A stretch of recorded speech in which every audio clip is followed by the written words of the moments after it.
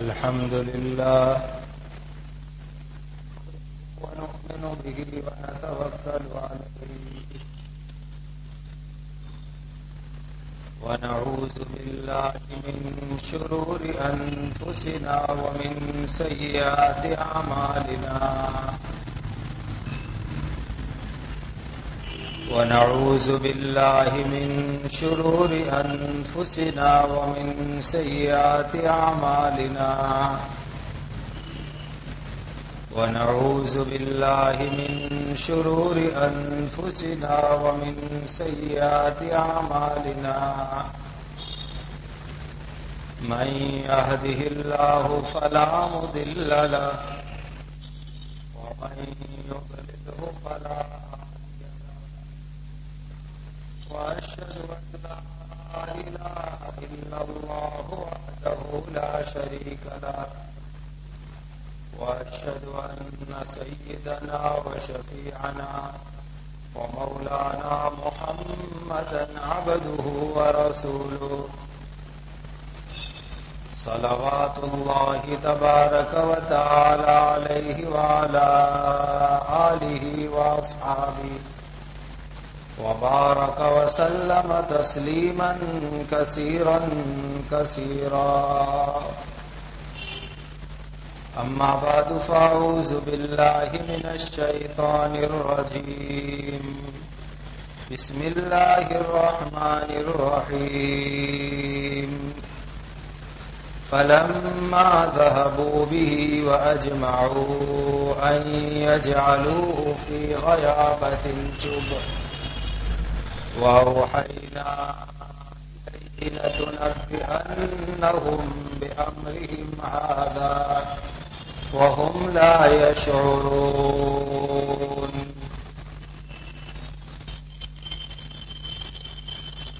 حضرت یوسف علیہ السلام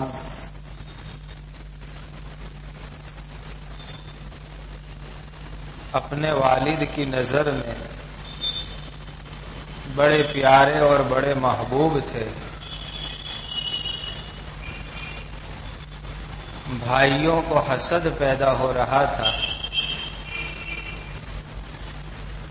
بھائیوں نے حضرت یوسف علیہ السلام کو قتل کرنے کا پلان بنایا. ابا جان سے کہنے لگے کہ ابا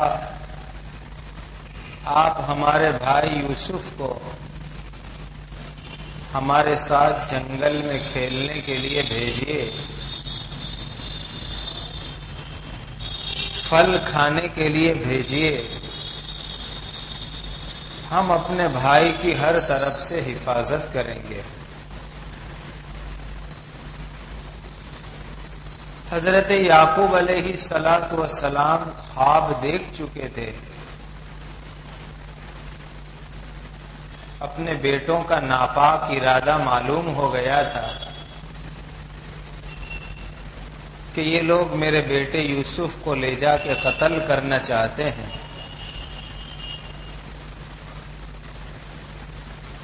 اس لیے یعقوب علیہ السلام جلدی راضی نہیں ہوئے، لیکن جب 10 کے 10 بیٹوں نے بہت اصرار کیا، ابا یوسف کو بھیجو، ہم اس کو سنبھالیں گے، ہم اس کا خیال کریں گے. یعقوب علیہ السلام نے ان کو اپنا خواب نہیں بتایا کہ میں تو تم کو خواب میں بھیڑیوں کی شکل میں دیکھ چکا ہوں کہ جیسے کہ بھیڑیا بکری کو کھا جاتا ہے. میں خواب میں دیکھ چکا ہوں کہ تم میرے بیٹے کو لے جا کے قتل کرنے والے ہو، حملہ کرنے والے ہو. لیکن یعقوب علیہ السلام نے اس حکمت سے نہیں بتایا کہ بتا دوں گا کہ تم ہی بھیڑیے جیسے ہو تو ان کا غصہ اور بھڑک جائے گا. اور وہ کوئی بڑی خطرناک پلاننگ کریں گے اور دشمنی میں اندھے ہو کر کے آج نہیں تو کل کسی موقع پر بہانہ بنا کے میرے یوسف کو لے جا کر کے قتل کر دیں گے. اس لیے یعقوب علیہ السلام نے بہت سمجھداری سے کام لیا اور اپنی 10 بیٹوں کو یہ نہیں بتایا کہ تم ہی بھیڑیے جیسے ہو، بات چھپا کے رکھی. جب بیٹوں نے بہت اصرار کیا کہ یوسف کو بھیجو بھیجو، تو یعقوب علیہ السلام نے فرمایا کہ اچھا، تم 10 کے 10 مجھے پکا وعدہ کرو کہ تم میرے بیٹے یوسف کی حفاظت کرو گے، اس کو تکلیف نہیں پہنچاؤ گے. 10 کے 10 بھائیوں نے قسم کھا کے وعدہ کیا ہے. ابا آپ کیوں گھبراتے ہو؟ ہم ہمارے بھائی یوسف کی حفاظت کریں گے. ایک دم جھوٹا بناوٹی وعدہ کر رہے ہیں کہ ہم یوسف کو کچھ نہیں کریں گے، اس کی خدمت کریں گے، اس کو سنبھالیں گے، اس کی دیکھ بھال کریں گے. یعقوب علیہ السلام نے پہلے تو 10 بیٹوں سے وعدہ لیا، پھر 10 میں جو بڑا تھا جس کا نام آپ کو یہودا بتایا گیا تھا، تو اسی کے نام سے یہ یہودی قوم ہے، اس بڑے بیٹے کو یوں فرمایا کہ دیکھ یہودا، تو بڑا ہے، تیری ذمہ داری بڑی ہے، تو خاص میرے بیٹے یوسف کا خیال کرنا، اس کو تکلیف نہ پہنچے. بڑے بیٹے نے یہودا نے ذمہ داری لے لی. ابا جان، آپ پورے اطمینان سے یوسف کو ہمارے ساتھ بھیجو، کچھ نہیں ہوگا. حضرت یعقوب علیہ السلام نے اپنے دل پہ پتھر رکھا، اپنے دل کے ٹکڑے اور آنکھوں کا نور یوسف علیہ السلام کو اپنے سے الگ کرنا. 7 برس کی عمر کا بچہ الگ کرنا کتنا مشکل تھا، لیکن بھیجا کہ جاؤ لے جاؤ. گاؤں کا جو کنارہ ہوتا ہے وہاں تک چھوڑنے بھی گئے. دور سے دیکھ رہے کہ سب جا رہے ہیں، 12 بھائیوں کا قافلہ جا رہا ہے. اب سب 10 بھائی کیا رول کر رہے ہیں؟ ابا جان کو خوش کرنے کے لیے یوسف علیہ السلام کو کندھے پہ بٹھا لیا. ہمارا چھوٹا بھائی ہے، چل نہیں سکتا، ہم کندھے پہ بٹھاتے ہیں.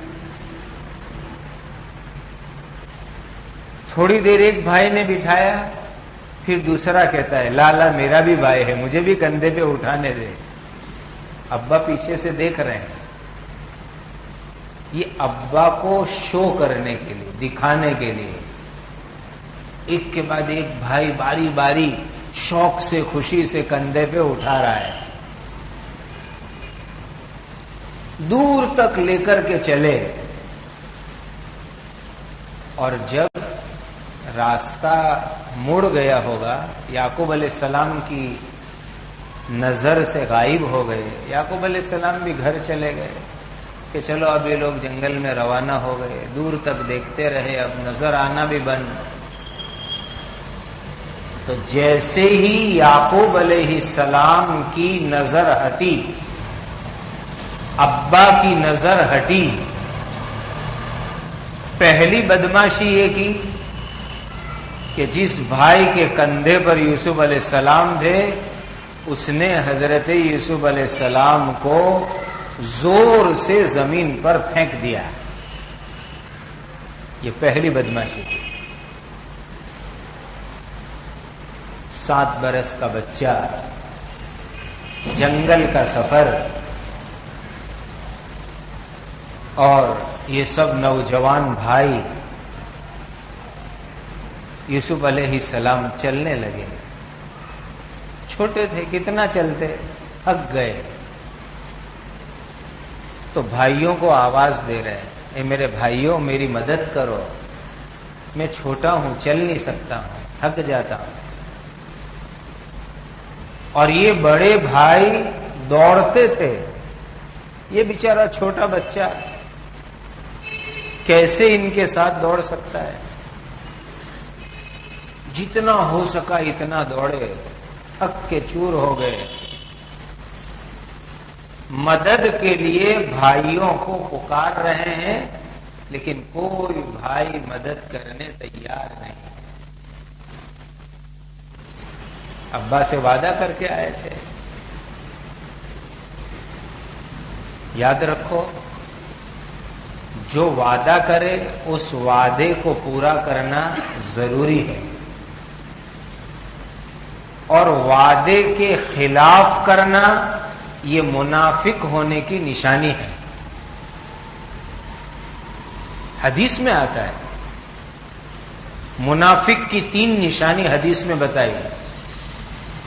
اس میں ایک نشانی ہے کہ جب وعدہ کرتا ہے تو وعدے کے خلاف کرتا ہے. یہ منافق کی حالت ہے. اب یوسف علیہ السلام مدد کے لیے پکار رہے ہیں تو یہ بھائی کیا تانا مار رہے ہیں کہ وہ تو نے خواب میں 11 ستارے دیکھے تھے نے، تیرے آگے سجدہ کرنے آئے تھے، ان کو بلا تیری مدد کے لیے، ہم کو کیوں بلاتا ہے؟ معلوم ہوا کہ بھائیوں کو کہیں سے خواب کا پتہ لگ گیا تھا، اسی لیے بھائیوں نے ٹون دیا کہ ہم کو کیوں مدد کے لیے پکارتا ہے؟ تیرے وہ 11 ستارے تیرے سامنے سجدہ کرنے آئے تھے، ان کو بلا تیری مدد کے واسطے، وہ تیری مدد کریں گے. بلکہ یہ لوگ یوسف علیہ السلام کو دوڑا رہے ہیں، تھکا رہے ہیں، مدد نہیں کرتے، بلکہ اوپر سے انہوں نے ظلم بھی کیا ہے یوسف علیہ السلام پر. جب سب بھائیوں کو باری باری وعدہ یاد دلایا، کسی نے مدد نہیں کی، تو اخیر میں بڑے بھائی سے کہا، یہودا سے، ابے یہودا بڑے بھائی، تم کو تو ابا جان نے، یعقوب علیہ السلام نے خاص کہا تھا کہ میرے بیٹے یوسف کو سنبھالنا، تم بھول گئے ابا سے جو وعدہ کیا تھا وہ؟ تو بڑے بھائی کے دل میں ذرا سا رحم آیا، تھوڑا، اور وہ کہنے لگا، ٹھیک ہے بھائی، میں تیری مدد کرتا ہوں، میں تیرا ساتھ دیتا ہوں. اور اس بڑے بھائی نے سب 9 کے 9 بھائیوں سے کہا، دیکھو ابا جان سے وعدہ کیا ہے، یوسف کو مت ستاؤ، تکلیف مت دو، پریشان مت کرو، ابا سے جو وعدہ کیا ہے وہ وعدہ پورا کرنا ہے. تو وہ 9 بھائی کہنے لگے، اے یہودا، تو یوسف کی طرفداری کرتا ہے، یوسف کی فیور کرتا ہے، تجھے معلوم ہے کہ ہم یوسف کو لائے ہیں جنگل میں قتل کرنے کے واسطے، مارنے کے واسطے. اور سن، اگر تو نے یوسف کی فیور کی، طرفداری کی، تو ہم تجھے بھی ماریں گے۔ ہم نے مل جل کے تو پلان بنایا تھا، اور تو اب خاموخواہ باتیں کرتا ہے کہ مت ستاؤ، مت پریشان کرو۔ اگر تو نے اس کی طرفداری کی، ہم تجھے بھی ماریں گے۔ بالآخر جنگل میں جہاں جانا تھا وہاں پہنچ گئے۔ یہودا بڑا بھائی کہنے لگا کہ دیکھو، معصوم بچے کو قتل مت کرو، مار ڈالو گے ایک ناحق خون سے تمہارے ہاتھ لال ہوں گے، ایک معصوم کے قتل سے تمہارے ہاتھ رنگین ہوں گے، بہت بڑا گناہ ہوگا، قتل مت کرو۔ میں تمہارے سامنے دو رستے رکھتا ہوں کہ یہ کنواں ہے، جنگلی کنواں، کہ جنگلی کنویں کے اندر نیچے جھاڑیاں ہوتی ہے، جھاڑ ہوتے ہیں چھوٹے چھوٹے، اندر اس میں سانپ بچھو بھی ہوتے ہیں، اس کو اٹھا کے کنویں میں ڈال دو، پھینک دو کنویں میں، بات ہوگی۔ یا تو کنویں میں جو سانپ بچھو ہوتے ہیں وہ کوئی اس کو کاٹ لے گا اور اس کے زہر سے وہ مر جائے گا، اور تمہارا نام نہیں آئے گا چونکہ سانپ کے زہر سے مرے گا۔ ڈال دو اس کو کنویں کے اندر۔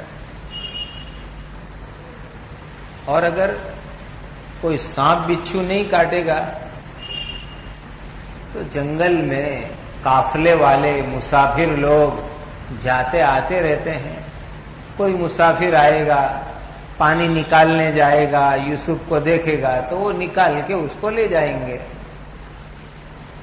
اور لے جا کر کے دوسرے ملک میں لے جائیں گے، بیچ دیں گے غلام بنا کے،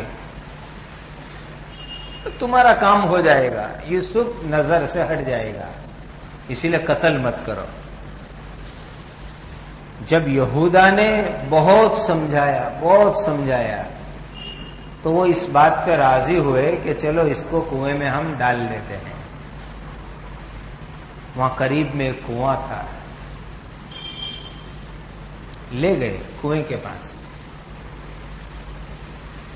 اور سارے کے سارے بھائی، سگے بھائی،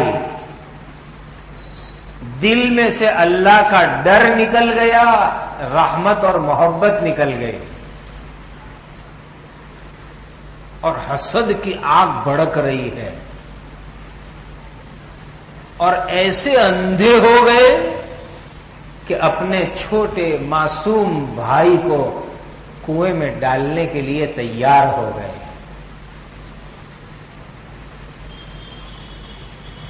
یہ انسان جب حسد میں آتا ہے تو آنکھیں اندھی ہو جاتی ہے، کان بہرے ہو جاتے ہیں۔ عجیب ہے یہ بیماری، اللہ ہماری حفاظت فرمائے۔ انسان کچھ سمجھتا نہیں، پھر میں کیا کر رہا ہوں، سامنے سگا بھائی ہے وہ بھی آدمی نہیں دیکھتا، 10 کے 10 بھائی حسد کی آگ میں ایسے اندھے، ایسے پاگل کہ اپنے معصوم بھائی کو کنویں میں ڈالنے تیار ہو رہے ہیں۔ سب سے پہلے حضرت یوسف علیہ السلام کو جب کنویں میں ڈالنے گئے تو 7 برس کا بچہ کیا کرتا ہے، کنویں کی دیوار پکڑ لی، چمٹ گئے دیوار سے، دیکھا کہ اس نے تو دیوار پکڑ لی،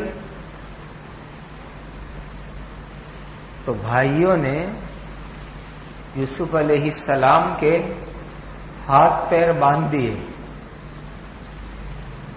دیکھیے حسد کی آگ، ہاتھ پیر باندھ دیے۔ سگے بھائی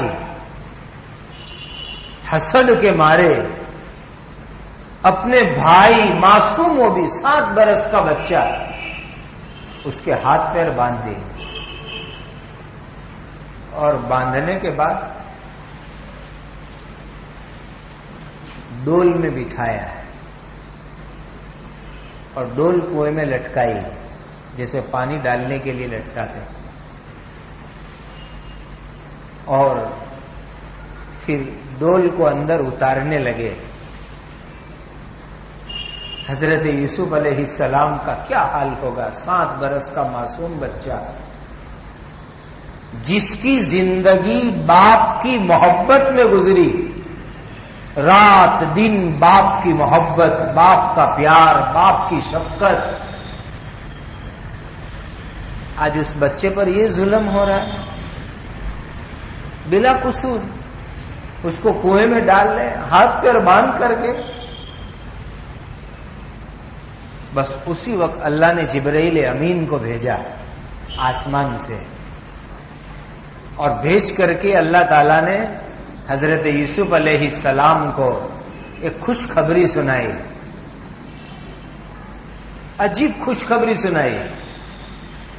وَأَوْحَيْنَا إِلَيْهِ لَتُنَبِّئَنَّهُمْ بِأَمْرِهِمْ هَٰذَا وَهُمْ لَا يَشْعُرُونَ۔ جبرائیل آئے، خدا کا پیغام سنایا۔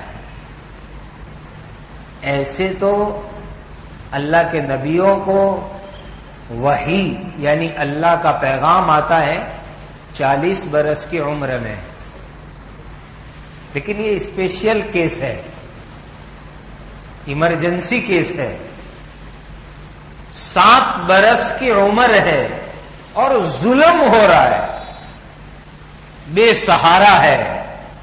اللہ نے آسمان سے جبرائیل کو بھیجا اپنا پیغام لے کر کے۔ کبھی کبھی ایسا ہوا ہے ایمرجنسی کیس میں، چھوٹی عمر میں بھی اللہ نے جبرائیل کو بھیجا۔ جیسے سورہ مریم آئے گی انشاءاللہ، وہاں بتائیں گے کہ عیسیٰ علیہ السلام ابھی تو گہوارے میں تھے، اور بچے جس میں سوتے ہیں نا گہوارہ، اس میں تھے بچے۔ اس عمر کے اندر اللہ تعالیٰ نے ان سے زبان بلوائی، زبان کھلوائی۔ یہ ایمرجنسی کیس ہوتے ہیں۔ تو 7 برس کا بچہ، جبرائیل امین خدا کا پیغام لے کر کے آ رہے ہیں۔ یوسف گھبرانا نہیں، یہ بھائی تیرے دشمن ہیں، تجھے باندھ کے کنویں میں ڈال رہے ہیں، لیکن تو مت گھبرانا، تیری حفاظت کرنے والا خدا بڑا طاقت والا ہے۔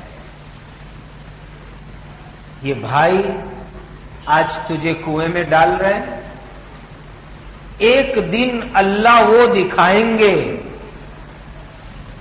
کہ یہ 10 کے 10 بھائی تیرے سامنے مجرم بن کر کے، سوالی بن کر کے کھڑے ہوں گے، اور تو عزت کے شاہی تخت کے اوپر بیٹھا ہوا ہوگا۔ ایک دن وہ آئے گا، خدا تجھے عزت کے تخت پہ بٹھائیں گے، اور یہ 10 بھائی مجرم بن کے تیرے سامنے کھڑے ہوں گے، اور تو ان سے کہے گا کہ تم ہی تو ہو کہ جس نے بچپن میں یوسف کو کنویں میں ڈالا تھا، تم ہی ہو۔ هل علمتم ما فعلتم بيوسف وأخيه إذ أنتم جاهلون۔ کا ایک دن آئے گا کہ یہ بھائی تجھے پہچانتے بھی نہیں ہوں گے، کہ جس بچے کو کنویں میں ڈالا وہ بچہ بادشاہ بن جاوے، یہ تجھے پہچانیں گے بھی نہیں۔ تو بادشاہ ہوگا، تخت پہ بیٹھا ہوگا، یہ 10 بھائی مجرم بن کے کھڑے ہوں گے تیرے سامنے، اور تو ان سے سوال کرے گا هل علمتم ما فعلتم بيوسف وَأَخِيهِ إِذْ أَنْتُمْ جَاهِلُونَ کہ ارے مجرموں، ارے غداروں، تمہیں وہ دن یاد ہے کہ جس دن تم نے اپنے 7 سال کے معصوم بھائی کو کنویں میں ڈالا تھا؟ یوسف مت گھبراؤ، اللہ تمہیں وہ عزت کا دن دکھائیں گے، ان کو خبر بھی نہیں ہوگی۔ جب اللہ کی طرف سے بشارت ملی، یوسف علیہ السلام کو اطمینان ہو گیا۔ ڈول میں بیٹھے ہیں، ڈول نیچے جا رہی ہے کنویں میں۔ اللہ کی قدرت سوچو، خدا کی طاقت سوچو۔ آدھے کنویں تک ڈول پہنچی اور بھائیوں نے رسی کاٹ دی تاکہ دھڑام سے ڈول نیچے گرے اور یوسف زمین پہ پٹک جاوے، کنویں کی دیوار سے چوٹ لگے، ٹکرا جاوے۔ لیکن خدا کی طاقت سوچو، آدھے کنویں تک ڈول گئی، بھائیوں نے رسی کاٹ دی۔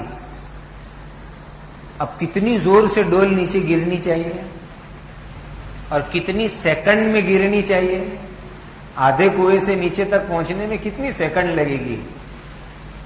مفسرین فرماتے ہیں، روایات میں ہیں، جبرائیل امین اس وقت پر 7ویں آسمان پر تھے، 7ویں آسمان پر، پہلے پر نہیں، 7ویں پر تھے۔ ادھر رسی کٹ رہی ہے، اللہ نے جبرائیل کو حکم دیا، جبرائیل دیکھو میرا بندہ یوسف۔ بھائیوں نے اس کو کنویں میں ڈالنے کی سازش بنائی ہے، جاؤ یوسف میرا کنویں کے اندر گرنا نہیں چاہیے، پانی سے ٹکرانا نہیں چاہیے، کنویں کی دیوار سے ٹکرانا نہیں چاہیے، جاؤ میرے یوسف کو بچاؤ۔ ابھی تو جبرائیل 7ویں آسمان پر ہے اور یہاں یوسف علیہ السلام آدھے کنویں پر ہے۔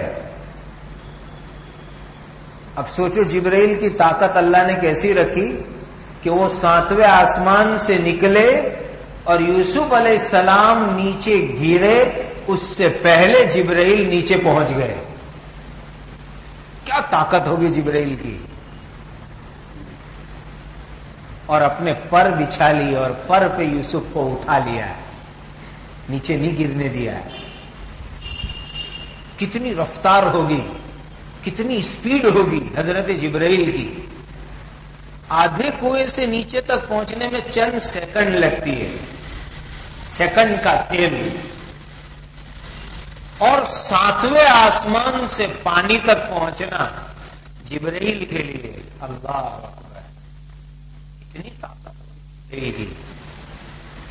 اللہ نے قرآن میں فرمایا، ذی قوت عند ذی العرش مکین مطاع ثم امین۔ جبرائیل بڑی طاقت والے، ذی قوہ بڑی طاقت والے، اور یہ نہیں کہ طاقت آنے کے بعد پھر آدمی گھمنڈ میں آ جائے، مطاع، اللہ کا میں نہیں لگاؤں گا۔ ذی قوت عند ذی العرش مکین مطاع، اللہ جو کہے وہ حکم پورا کرنا۔ اور جبرائیل کی طاقت کا حال بتاؤں آپ کو، کیسی طاقت! 7 شہر، ایک شہر نہیں، 7 بستی، 7 بستی کے لوگ ایک گناہ میں مبتلا ہے، ایک خطرناک گناہ میں مبتلا ہے۔ اللہ کے نبی ان کو سمجھا رہے ہیں لیکن وہ گناہ نہیں چھوڑتے۔ تو جبرائیل رات کے آخری حصے میں صبح صادق کے وقت آئے اور آ کر کے 7 کے 7 شہر کو، 7 بستی کو وہاں کی پبلک، وہاں کے عوام، وہاں کے لوگ، وہاں کے جانور، وہاں کے مکان، وہاں کی ساری جنتا پبلک کے ساتھ جبرائیل نے وہ ساتوں بستی کو زمین کے نیچے سے اٹھایا. جیسے وہ کھودنے والی مشین آتی ہے نا، وہ کیسے نیچے سے زمین نکالتی ہے، زمین کے نیچے سے اٹھایا ساتوں شہر کو. اب سوچو ساتوں شہر اٹھانے کے لیے کتنے ہاتھ پھیلائے ہوں گے جبرائیل نے.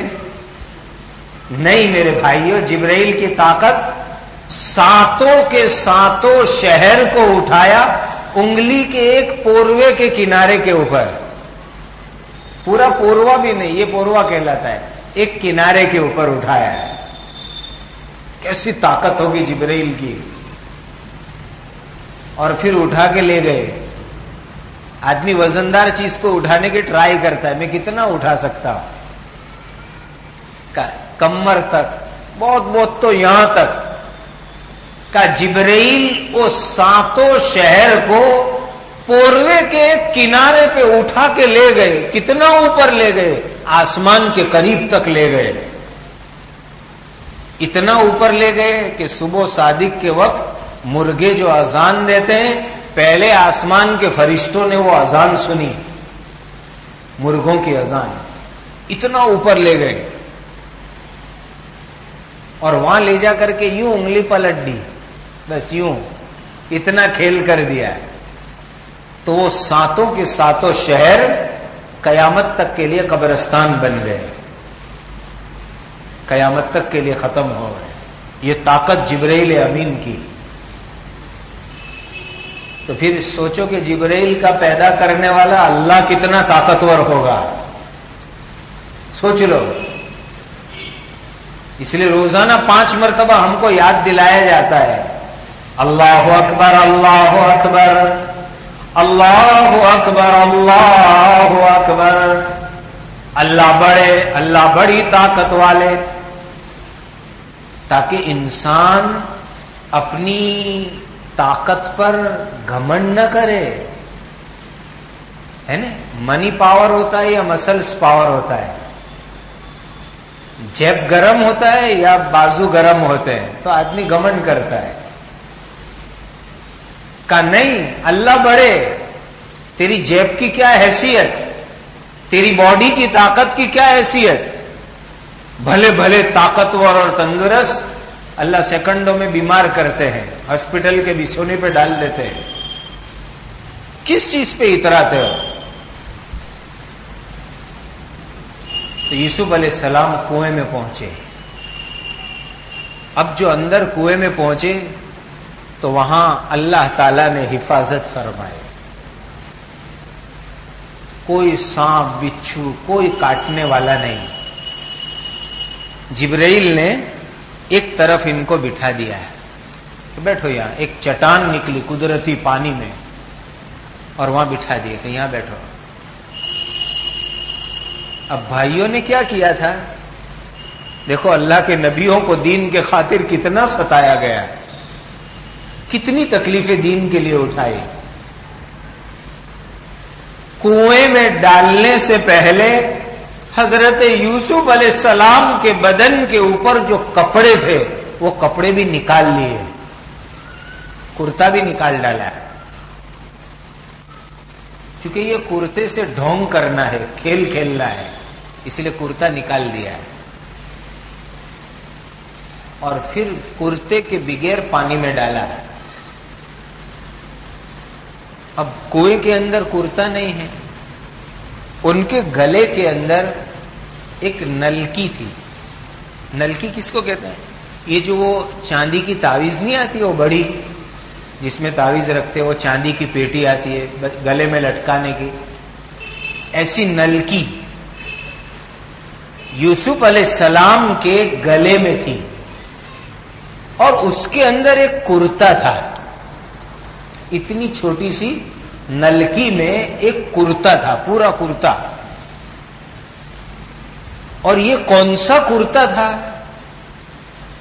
یہ جنتی کرتا تھا. کہاں سے آیا یہ جنتی کرتا؟ تو یوسف علیہ السلام کے ابا یعقوب علیہ السلام، یعقوب علیہ السلام کے ابا حضرت اسحاق علیہ السلام، حضرت اسحاق علیہ السلام کے ابا حضرت ابراہیم علیہ السلام. تو ابراہیم علیہ السلام کو عراق کے بادشاہ نمرود نے جب آگ میں ڈالا تھا تو ابراہیم علیہ السلام کو ننگا کر کے ڈالا تھا. ہاں، نبیوں کو دین کے خاطر ننگا بھی کیا گیا ہے. نمرود نے اللہ کے نبی ابراہیم علیہ السلام کو ننگا کر کے آگ میں ڈالا تھا. پورے بدن سے کپڑے اتارے تھے اس ظالم نے، ننگا کیا تھا نبی کو. لیکن جب اللہ کے نبی کو ننگا کیا گیا تو اللہ نے جبرائیل امین کے ذریعے جنت کا کرتا بھیجا ابراہیم علیہ السلام کے لیے، اور وہ کرتا پہن کے آرام سے آگ میں بیٹھے، کچھ نہیں ہوا. وہ تو جنتی کرتا، دنیا کی آگ تھوڑی جلا سکتی ہے جنتی کرتے کو. جب وہ آیت آئے گی انشاءاللہ وہاں اس کی تفسیر کریں گے. اب وہ کرتا ابراہیم علیہ السلام نے اپنے بیٹے اسحاق علیہ السلام کو دیا تھا. جب دنیا سے گئے تو بیٹے کو دے گئے، بیٹا یہ کرتا جنتی ہے، سنبھال کے رکھنا. اسحاق علیہ السلام نے وہ جنتی کرتا اپنے بیٹے یعقوب علیہ السلام کو دیا کہ بیٹا یہ دادا کا یادگار ہے، جنتی کرتا، یہ یاد سنبھال کے رکھنا. اور یعقوب علیہ السلام نے وہ جنتی کرتا لپیٹ کے اس کی تعویذ بنا کے یوسف علیہ السلام کے گلے میں ڈال دیا تھا.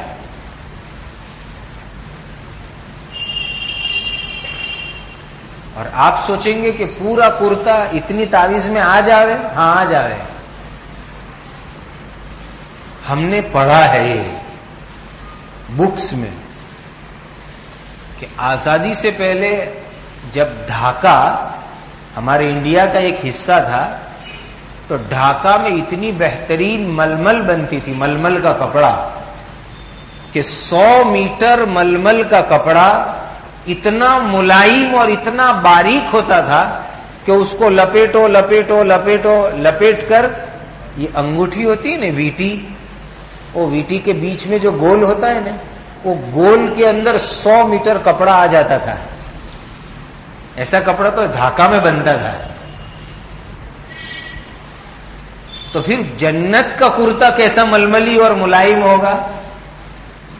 تو وہ کرتا لپیٹ کر کے یعقوب علیہ السلام نے یوسف علیہ السلام کے گلے میں ڈال دیا تھا. وہ کرتا جبرائیل نے نکالا گلے میں سے اور نکال کر کے یوسف علیہ السلام کو کنویں میں پہنا دیا. وہی جنتی کرتا جو بڑے دادا ابراہیم علیہ السلام کا یادگار تھا، اب یہ ہے کنویں میں.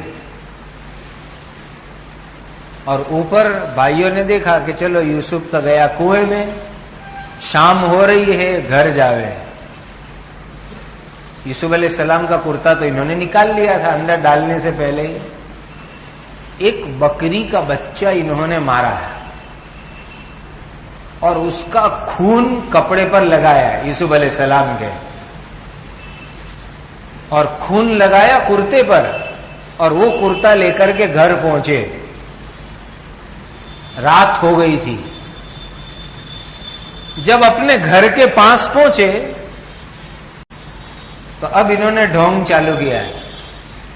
سب بھائی زور زور سے رونے لگے، چلانے لگے، رونے چلانے.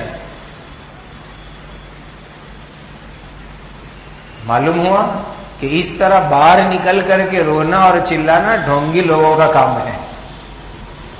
سچے لوگ ایسی حرکت نہیں کرتے، یہ جھوٹے لوگ کر رہے ہیں. یوسف علیہ السلام کے بھائی ہاتھ میں وہ خون والا کرتا اور زور زور سے رو رہے ہیں. قرآن کہتا ہے، فرمایا کہ وَجَاءُوا أَبَاهُمْ عِشَاءً يَبْكُونَ. رات ہوئی، روتے روتے چلاتے چلاتے آئے. یہاں مفسرین نے ایک بہت پاور کی بات لکھی ہے، میں آپ کو بتاؤں. کہ یوسف علیہ السلام کے بھائیوں نے جو ڈھونگ میں روئے اور چلائے، تو کہا اس سے یہ بات سیکھنے کو ملی کہ ہر ایک آدمی کا رونا دیکھ کر کے آدمی کو متاثر نہیں ہو جانا چاہیے، امپریس نہیں ہو جانا چاہیے، اس لیے کہ بناوٹی رونا بھی ہوتا ہے بہت سی مرتبہ. تو ہر رونا دیکھ کر کے آدمی کو امپریشن میں نہیں آ جانے کا، متاثر نہیں ہو جانے کا. لوگ ڈھونگ سے بھی روتے ہیں. دیکھو یہ 10 کے 10 پوری جماعت ڈھونگ سے رو رہی ہے. اب جو رونے کی آواز سنی تو یعقوب علیہ السلام گھر سے نکل کے باہر آئے. کیا ہوا کیا ہوا بیٹو کیا ہوا؟ اور یہ 10 دکھ رہے ہیں، میرا یوسف کہاں میرا یوسف کہاں؟ تو وہ خون والا کرتا ساتھ لے کے گئے تھے. اب انہوں نے ڈھونگ چالو کیا ہے. قالوا یا ابانا انا ذهبنا نستبق وتركنا يوسف عند متاعنا فأكله الذئب وما أنت بمؤمن لنا وَلَوْ كُنَّا صَادِقِينَ.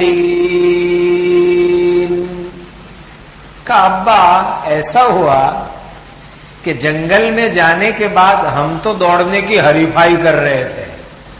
نستبق، ہم سب بڑے ہیں، ہم حریفائی کر رہے تھے. اور جو ہم سامان لے کے گئے تھے وہ ایک جگہ رکھا اور بھیا یوسف کو سامان کے پاس بٹھایا کہ بھائی تو چھوٹا ہے تو یہاں بیٹھ اور دیکھتا رہے، ہم دوڑتے ہیں، دوڑنے کی حریفائی کرتے ہیں. معلوم ہوا کہ دوڑنے کی حریفائی کرنا جائز ہے. قرآن نے کوئی نکیر نہیں کی. قرآن کوئی بات نقل کرے اور اس پر نہیں ٹوکے تو سمجھنے کا وہ جائز ہے. تو دوڑنے کی حریفائی جائز ہے. اور حریفائی میں کوئی تھرڈ پارٹی انعام دے وہ بھی جائز ہے. لیکن جو حریفائی کے اندر ہے، حصہ لینے والے، بھاگ لینے والے، وہ ایک دوسرے کے لیے انعام کی شرط نہیں لگا سکتے کہ دیکھ تو آگے نکل گیا تو میں انعام دوں گا اور میں آگے نکل جاؤں تو تو انعام دینا. یہ حرام ہے. جو حریفائی میں بھاگ لے رہے وہ آپس میں انعام کی شرط نہیں لگا سکتے. ہاں، تھرڈ پارٹی، آیوجک لوگ جو پوری حریفائی کو مینٹین کرتے ہیں، وہ لوگ اگر انعام دے تو جائز ہے الگ سے. تو یہ دوڑنے کی حریفائی جائز اور تھرڈ پارٹی انعام دے وہ بھی جائز. بھاگ لینے والے آپس میں ایک دوسرے کے لیے انعام کی شرط نہیں لگا سکتے. تو انہوں نے کیا رول کیا؟ اے ابا ہم تو حریفائی کر رہے تھے اور سامان کے پاس بھائی کو بٹھایا تھا. اتنے میں جنگل سے ایک بھیڑیا آیا اور وہ بھیڑیا آ کے ہمارے بھائی یوسف کو کھا گیا. روتے روتے رول کر کے کہنے لگے ابا کو. اور دیکھو چور کی زبان سے اللہ ایسی بات بلواتے ہیں کہ لوگوں کو معلوم ہی ہو جائے کہ یہ چور ہے. کیا کہنے لگے کہ ابا ہم تو حریفائی کر رہے تھے، بھائی کو سامان کے پاس بٹھایا تھا، بھیڑیا آ کے بھائی کو کھا گیا. آپ ہماری بات کو مانیں گے نہیں اگرچہ ہم سچے ہیں. ہم سچے ہیں لیکن آپ ہماری بات کو مانیں گے نہیں.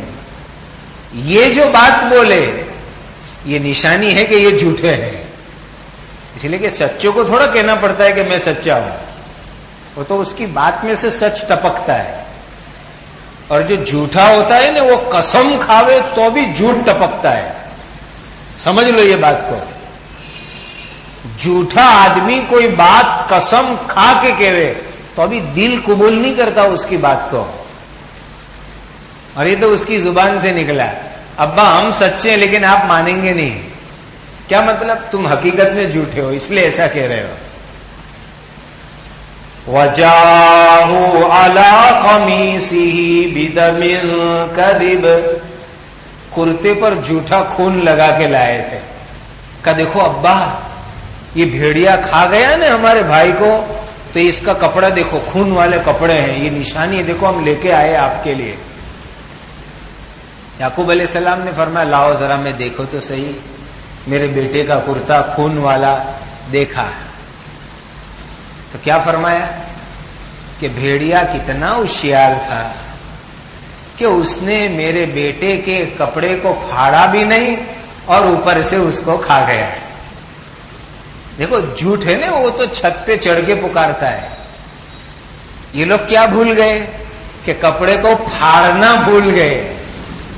خون تو لگایا لیکن پھاڑنا بھول گئے۔ کبھی ایسا بھی ہوتا ہے کہ بھیڑیا اطمینان سے کپڑے نکالے اور پھر پھاڑ کے کھاوے؟ وہ تو پنجہ مارے گا تو کپڑے پھٹیں گے کہ نہیں پھٹیں گے؟ تو پھاڑنا بھول گئے تھے، خون تو لگا کے لائے۔ اسی لیے مفسرین نے عجیب بات لکھی ہے، اور یہی بات آج دنیا میں پولیس والے استعمال کرتے ہیں۔ کیا کہ جہاں کہیں مرڈر ہوتا ہے، قتل ہوتا ہے، تو کوئی نہ کوئی ایسی نشانی تو قاتل ضرور چھوڑ کے جاتا ہے، کوئی نہ کوئی بھول تو قدرتی اس سے ہو ہی جاتی ہے کہ جس کے ذریعے سے قاتل کو پکڑنا آسان ہو جا رہا ہے۔ کوئی بھول ضرور ہوتی ہے۔ یہ بات اور رہی کہ جان بوجھ کے نظر پھرا لے، قاتل کو اگر نہ پکڑنا ہوئے، سیٹنگ ہوئی ہوئے، وہ بات الگ ہے، باقی یہ قدرتی چیز ہے۔ مفسرین نے تفسیر میں یہ باتیں لکھی ہے کہ کوئی نہ کوئی بھول تو قاتل سے ایسی ضرور ہوتی ہے کہ اس کے ذریعے سے پتہ چل جائے۔ اب دیکھو یہاں بھول گئے، کرتا پھاڑنا نکال کے لائے، خون لگا کے لائے، لیکن پھاڑنا بھول گئے۔ تو یعقوب علیہ السلام سمجھ گئے کہ میرے بیٹوں نے یہ سب ڈھونگ کیا ہے، یہ جھوٹ ہے، یہ بناوٹ ہے، کوئی میرے بیٹے کو بھیڑیے نے کھایا نہیں ہے۔ کیا فرمایا؟ قال بل سولت لكم انفسكم امرا، بیٹو یہ تو تم ایک کہانی مجھے سنا رہے ہو، ایک بنی بنائی بات سنا رہے ہو، کوئی بھیڑیا ویڑیا نہیں، کسی بھیڑیے نے میرے بیٹے کو کھایا وایا نہیں، سب تمہاری بناوٹ ہے، جاؤ میں نہیں مانتا۔ فصبر جمیل، اب تو میں صبر کروں گا۔ تم نے تمہاری پلاننگ پوری کر لی میرے بیٹے کو میری نظر سے ہٹانے کی، اب تو صبر کروں گا۔ صبر جمیل، صبر جمیل کس کو کہتے ہیں؟ ایسی صبر جس میں آدمی فریاد نہ کرے، اپنی زبان سے بول نہ کرے، اس کو کہتے ہیں صبر جمیل۔ اب یہ تو آدمی کو کوئی چھوٹی بیماری بھی آئی تو 50 کے سامنے پہلے لمبی تکلیف سناوے، پھر آخر میں کہے کہ اپنے تو صبر کرتے ہیں۔ یہ کھائب کی صبر ہوئی؟ اتنی لمبی کیسٹ چلائی کیوں؟ صبر کرنی تھی۔ تو صبر کس کو کہتے ہیں؟ کہ صبر جمیل یہ کہ جو تکلیف آوی آدمی کسی کے سامنے زبان نہیں چلا رہے، برداشت کر لے، چپ چاپ، شکایت نہیں، فریاد نہیں، کسی کے سامنے بول نہیں، یہ صبر جمیل ہے۔ اور ایسے صبر کرنے والوں کو کتنا بڑا درجہ ملتا ہے، کتنا بڑا درجہ۔ وَبَشِّرِ الصَّابِرِينَ، صبر کرنے والوں کے لیے تو خوشخبری ہے۔ کیا خوشخبری؟ ان اللہ مع الصابرین، اللہ صبر کرنے والوں کے ساتھ ہو جاتے ہیں، اور جس کے ساتھ اللہ ہو گئے اس کے تو سارے کام بن گئے۔ یعقوب علیہ السلام نے فرمایا اب تو میں صبر کروں گا، اور تم نے جو میرے بیٹے یوسف کو پلاننگ کر کے میری نظر سے ہٹا دیا ہے، میں کس سے مدد مانگوں، کہاں فریاد کروں، کس کو کہنے جاؤں؟ میں ایک جگہ فریاد کرتا ہوں۔ کون سی جگہ؟ واللہ المستعان علی ما تصفون، واللہ المستعان علی ما تصفون. میں میرے اللہ سے مدد مانگتا ہوں، اللہ سے فریاد کرتا ہوں. تم نے میرے بیٹے کو میری نظر سے چرا لیا ہے، میرے بیٹے کو تم نے غائب کر دیا ہے. میں اللہ سے مدد مانگتا ہوں، اللہ میری مدد کریں گے. 3 دن یوسف علیہ السلام کنویں میں رہے. یہ بھائی یہودا بڑا بھائی چپکے چپکے آتا اور ڈول کے ذریعے کھانا بھی اندر پہنچاتا. عجیب، آتا اور چپ چاپ کھانا بھی اندر چھوڑ کے جاتا ہے. 3 دن. اور پھر 3 دن کے بعد کیا ہوا انشاءاللہ آئندہ مجلس کے اندر.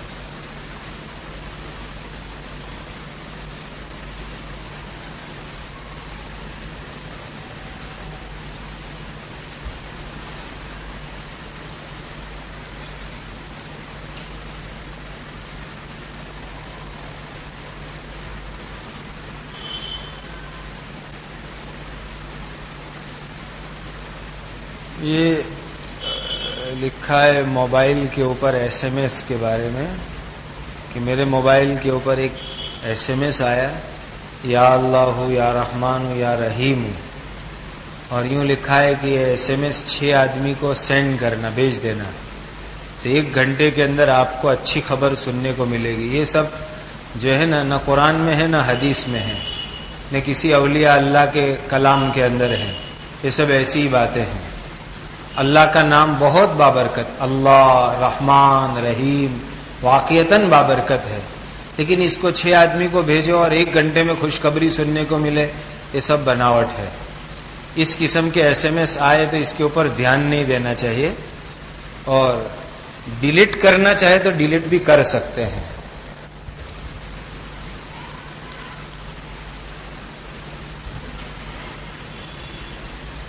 یہ سفر کے بارے میں مسئلہ پوچھا ہے کہ آدمی جب اپنے وطن سے نکلے، جیسے ہم سورت میں رہتے ہیں، تو جب سورت سے 77 کلومیٹر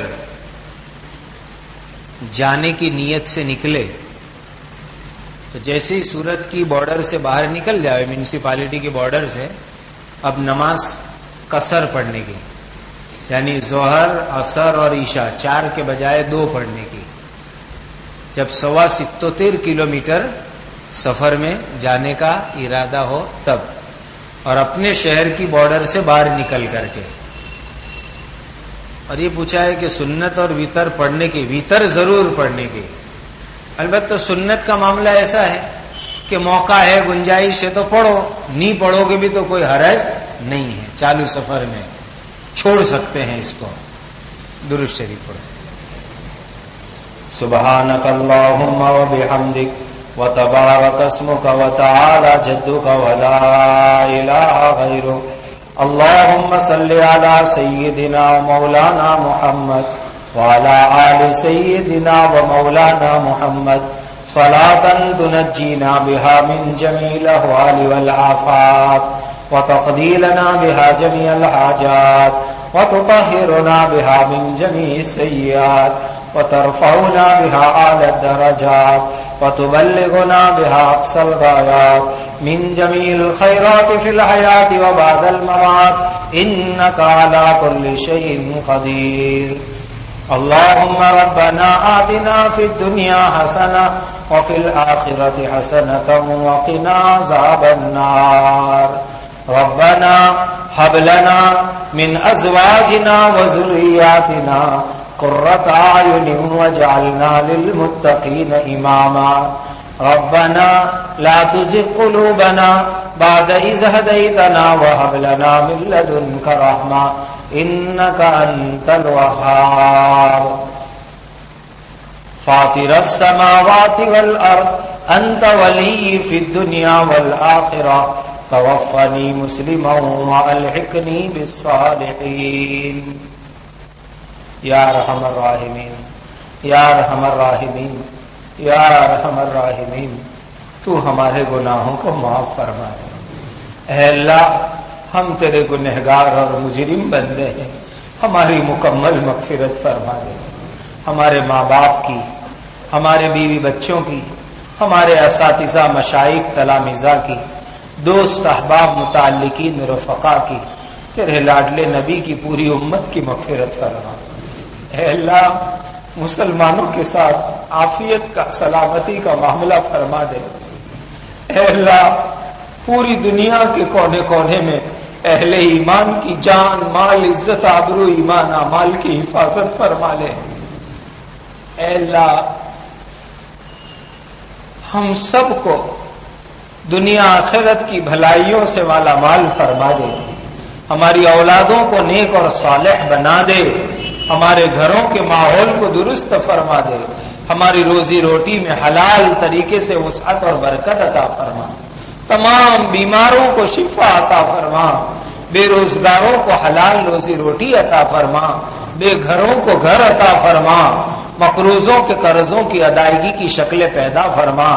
اے اللہ سود اور بیاج اور حرام لین دین سے ہماری حفاظت فرما. اے اللہ ہر ذی حق کا حق ادا کرنے کی توفیق عطا فرما. اے اللہ زندگی میں بار بار مکہ مدینہ کی حاضری عطا فرما. اے اللہ ایمان پر حسن خاتمہ عطا فرما. ہماری عمر میں، عزت میں، مال میں، دولت میں وسعت اور برکت عطا فرما. اے اللہ تو ہماری تمام پریشانیوں کو، تکلیفوں کو محض اپنے کرم سے دور فرما. ہماری جائز حاجتوں کو پورا فرما. دل کی مرادوں کو پورا فرما. نبی کریم صلی اللہ علیہ وسلم نے جتنی خیر اور بھلائیاں آپ سے مانگی اور ہمیں بتلائی، ہمیں اور پوری امت کو عطا فرما. جن شرور اور برائیوں سے پناہ چاہی اے اللہ ہماری اور پوری امت کی حفاظت فرما. اے اللہ آخرت کی تمام منزلوں کو ہمارے لیے راحت والی بنا دے. قیامت کے دن نبی کریم صلی اللہ علیہ وسلم کے نورانی اور معصوم ہاتھوں سے جام کوثر کا پانی نصیب فرما دے. اے اللہ قبر کے عذاب سے حفاظت فرما. جہنم کی آگ سے حفاظت فرما. محشر کی ہولناکی سے حفاظت فرما. اے اللہ یہ دنیا کی گرمی ہم برداشت نہیں کر سکتے. قبر کے عذاب سے، قیامت کے دن کی تکلیف سے، جہنم کی آگ سے ہماری حفاظت فرما لے. اے اللہ ہمارے نوجوان بھائیوں کی، نوجوان بہنوں کی حفاظت فرما. ہماری عورتوں میں پردے کے ماحول کو زندہ فرما دے. بے حیائی سے، بے شرمی سے حفاظت فرما لے. اے اللہ تو ہم سب سے راضی ہو جا. ہماری ان دعاؤں کو محض اپنے کرم سے قبول فرما. وصلی اللہ تعالی علی خیر خلقہ سیدنا محمد وآلہ وصحبہ اجمعین. سبحان ربک رب العزة عما یصفون وسلام علی المرسلین والحمد للہ رب العالمین.